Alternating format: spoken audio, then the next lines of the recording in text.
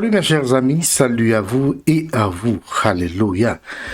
Oh, c'est important aujourd'hui, mes chers frères et sœurs, le texte que je vais lire pour vous, eh bien, se trouve dans cet ouvrage. Vous voyez? La foi, une loi de l'esprit, écrit par Fresnel Joseph Justafort. Vous voyez?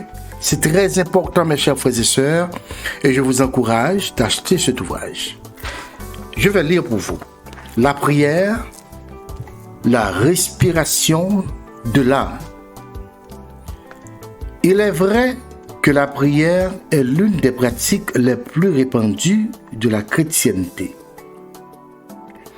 Mais il n'est pas moins vrai que c'est un phénomène mal connu et dont les rouillages sont très difficiles à expliquer tant sur le plan scientifique que sur le plan philosophique.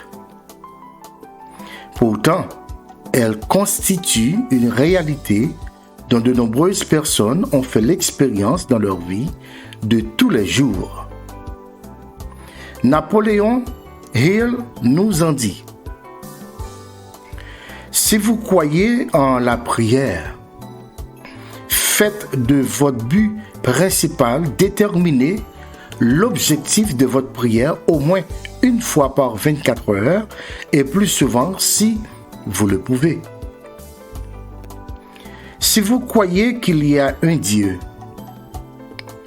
qui peut et veut aider ceux qui s'efforcent sincèrement de servir de façon constructive dans le monde, il est sûr que vous pensez que vous avez le droit de lui faire une requête pour une aide dans la réalisation de ce qui devrait être la chose la plus importante de votre vie. L'Église chrétienne l'appelle la respiration de l'âme. Elle demeure l'unique moyen de communication entre les hommes et Dieu. De la préhistoire, au temps moderne, nous pouvons admettre sans équivoque que tout le monde prie. Même si les rites, les buts, les attitudes, les lieux adoptés et les dieux auxquels on adresse la prière peuvent être différents d'une personne à une autre. Mais nous voulons nous arrêter sur la prière des chrétiens en tant que phénomène capable, alléluia, de favoriser le développement des facultés parapsychologiques, aiguiser la foi et activer la cristallisation de l'objectif. Tout ce que vous demanderez par la prière, croyez que vous l'avez reçu et vous le verrez s'accomplir. Marc 11, verset 24. Les peuples primitifs avaient inventé de nombreux dieux comme le soleil, la lune,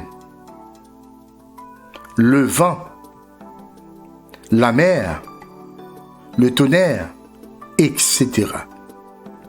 Mais le chrétien prie un Dieu qui, dans le temps et dans l'espace, a reçu divers noms. Aussi est-il plus commode de le considérer par ses attributs que par son nom. Cependant, il n'est pas superflu de faire remarquer que même dans l'optique de ce Dieu, à la fois unique et trinitaire, chaque groupe en a sa propre perception et chaque individu le représente en fonction de son propre caractère, son milieu, son éducation, ses expériences personnelles, etc. Ceci est si vrai que deux individus adhérents au même groupe religieux n'ont pas nécessairement le même Dieu. Néanmoins, avant de nous lancer dans la prière proprement dite, il est convenable de tracer le tridium, Dieu, univers, hommes, et de les situer dans leurs positions respectives. Dans sa prière, le chrétien s'adresse au Dieu suprême, unique et inaccessible, mais qui a choisi de se faire représenter auprès des hommes par son Fils Jésus-Christ, qui est l'intermédiaire ou le médiateur. À cause de l'inaccessibilité et conséquemment l'inconnaissabilité du Dieu suprême, il est difficile de le définir. Mais à part les enseignements religieux de tous ordres, nous retrouvons ces empreintes indélébiles dans la nature dont nous faisons partie en tant qu'humains.